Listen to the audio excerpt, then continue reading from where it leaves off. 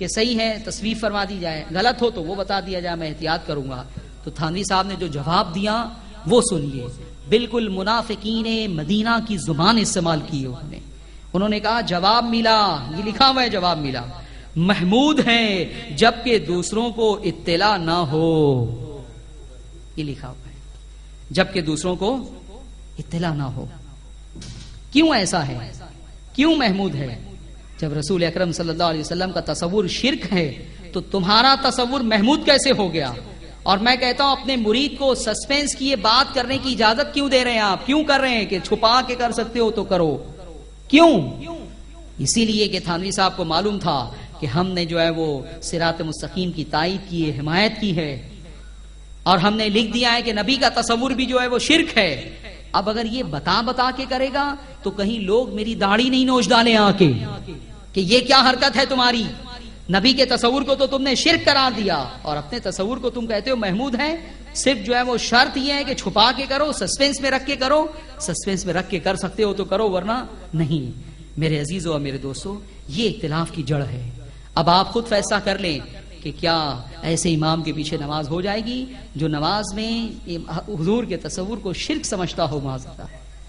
آخری بات، یہ براہین قاطعہ ہے، اس میں ایک خواب بیان کیا گیا ہے، عبارتیں بہت ہے لیکن اب مجھے ایسا محسوس ہو رہا ہے وقت کی وجہ سے کہ پھر ایک پروگرام کی جو ہے وہ ضرورت ہے، پھر ایک پروگرام منعقد کیا جائے تاکہ باقی عبارتیں بھی اس میں آ جائیں۔ تو اس میں لکھا ہوا ہے، یہ کتاب مولانا رشید احمد گنگوہی کی ہی لکھی ہوئی ہے لیکن ان کے شاگرد کے نام سے چھاپی گئی ہے، البراہین القاطعہ، اور دارالکتاب دیوبند سے چھپی ہے۔ اس میں جو ہے وہ صفحہ نمبر 63 پر ایک خواب لکھا ہے، مدرسہ دیوبند کی عظمت بیان کرنے کے لیے یہ خواب جو ہے وہ لکھا گیا ہے۔ لکھتے ہیں مدرسہ دیوبند کی عظمت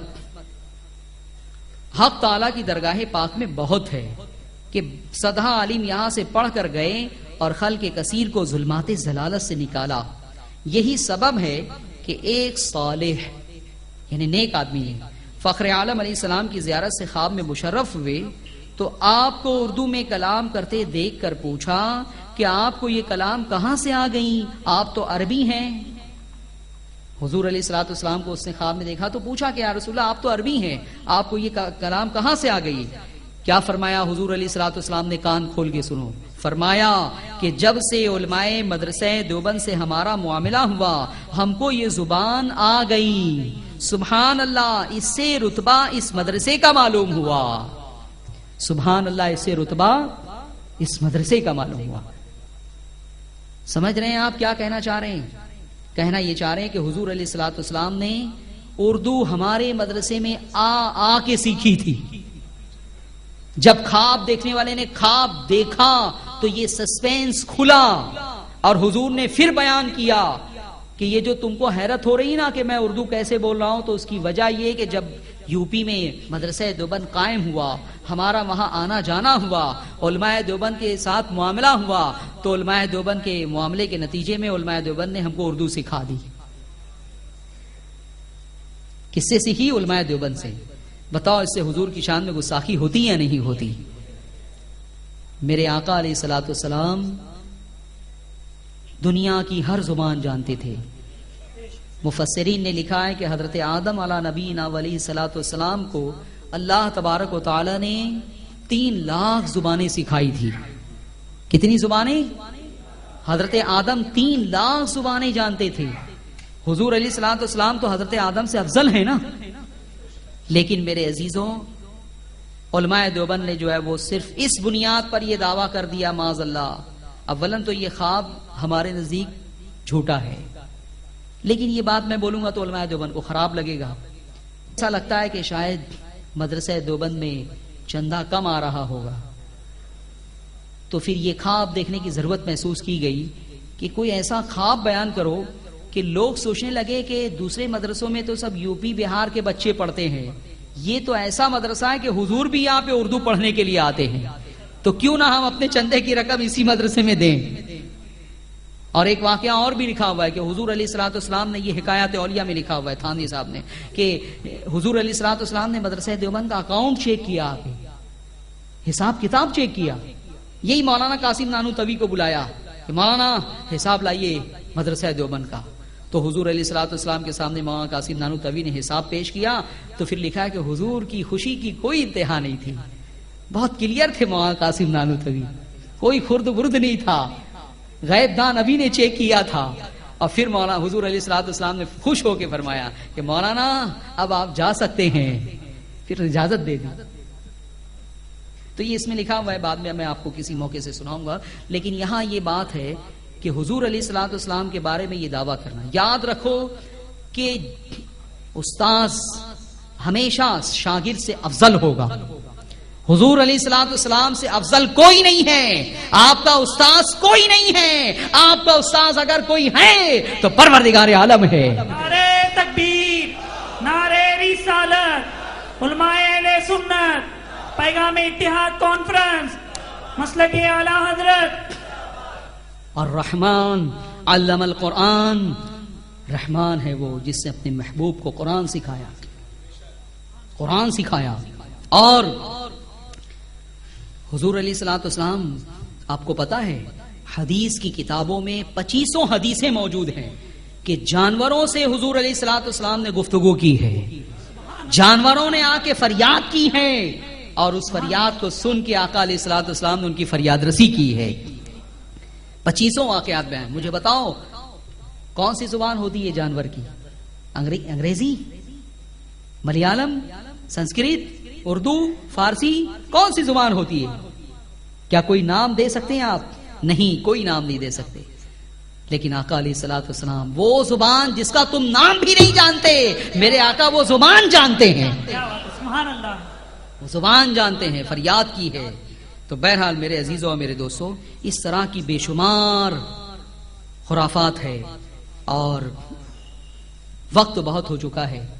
لیکن میں نے تحذیر الناس کا ذکر کر دیا تھا, اس لیے یہ ایک روایت, آخری روایت میں آپ کو سنا رہا ہوں. پھر انشاءاللہ العزیز دوسرے پروگرام میں دوسری باتیں جو ہے وہ بیان کی جائیں گی. ایسی بے شمار باتیں ہیں تاکہ امت فیصلہ کر سکے کہ یہ جو علماء اہل سنت نے الزام لگایا علماء دیوبند پر کہ انہوں نے توہین رسالت کا ارتکاب کیا ہے, صحیح ہے یا نہیں. اب بتاؤ کوئی نبی آ سکتا ہے نیا؟ اب زور سے بولو, کوئی نیا نبی پیدا ہو سکتا ہے؟ نہیں. کیوں؟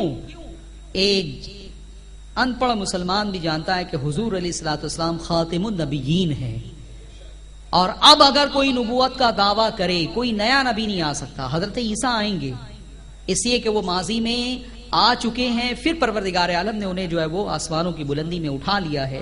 قرب قیامت میں وہ تو آئیں گے لیکن وہ کوئی نئے نبی نہیں ہوں گے, وہ تو ماضی میں آ چکے ہیں, ان کا ذکر قرآن و سنت میں موجود ہے. میں بات کر رہا ہوں نئے نبی کی. نیا نبی آ سکتا ہے کوئی؟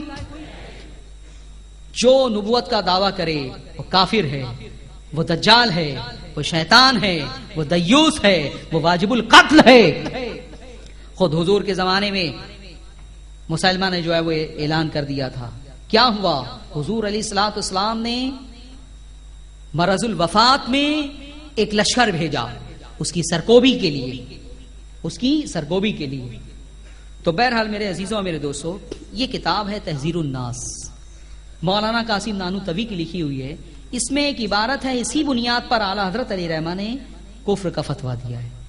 اب آپ سے میں فتویٰ چاہوں گا کہ اس عبارت کو سننے کے بعد, پہلے تو میں بیک گراؤنڈ بیان کر دوں, نہیں تو پھر دیوبندی یہ الزام لگائیں گے مجھ پہ کہ یوسف رضا نے دھوکہ کیا. پوری عبارت نہیں پڑھی, پورا بیک گراؤنڈ نہیں بیان کیا, مولانا قاسم نانوتوی کیا کہنا چاہ رہے ہیں یہ نہیں بتایا, ادھوری عبارت پڑھی, اس لیے یہ معنی نکل گیا. میں آپ کو بتا دوں کہ ایک حدیث ہے جس کا کوئی اعتبار محدثین نے نہیں کیا ہے, سب نے اس کو معلل قرار دے کے ساقط الاعتبار قرار دے دیا, کیونکہ یہ حدیث بہت ساری قرآن کی آیتوں کے خلاف ہے, خود حدیثوں کے خلاف ہے. اب وہ حدیث یہ ہے کہ کسی موقع پہ حضور نے بیان کیا, حدیث ہے کہ اللہ تعالیٰ نے 7 زمینیں پیدا کی ہیں, ہر زمین پر تمہارے آدم کی طرح ایک آدم ہے, تمہارے نوح کی طرح ایک نوح ہے, تمہارے ابراہیم کی طرح ایک ابراہیم ہے, تمہارے عیسیٰ کی طرح ایک عیسیٰ ہے, اور تمہارے نبی کی طرح ایک نبی ہے. تو اس حدیث سے یہ عقیدے کو ٹھیس پہنچ رہی تھی، جسے قرآن نے بیان کیا کہ حضور